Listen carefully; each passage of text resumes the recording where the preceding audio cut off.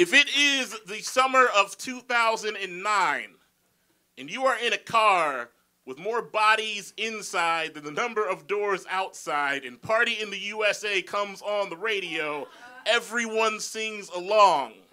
We do not discuss this. It just happened.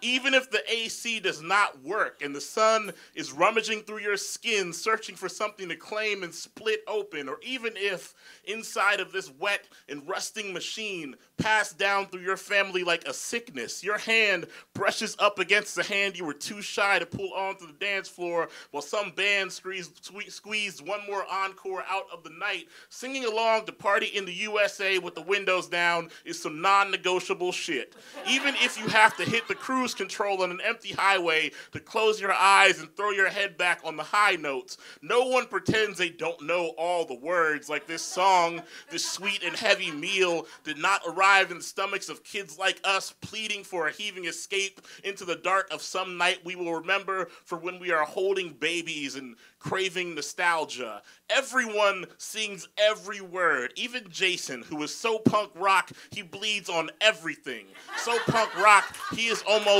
always playing dead, a trick he learned when we were boys and the bar down on Livingston cut his father off way before last call, and there were no more things for a man to break in his own home except for the bones that reminded him of himself. Sing, though the singing cannot forgive our youth for being a storm cloud, cannot conjure the shell of any home where our mothers are still breathing and slow dancing in the family room. Sing because it is good to own something in this country. It is good to let something pass through your mouth and blend with all the other voices in the air that maybe know the kind of grief you carry, or they will by the second chorus or the end of the song altogether, or however long it takes for the sun to leave town, everything in its wake a puddle. We revel in long enough to forget that we are black and in our 20s, which is to say that we are too old for all this shit. And by this shit, I of course mean living.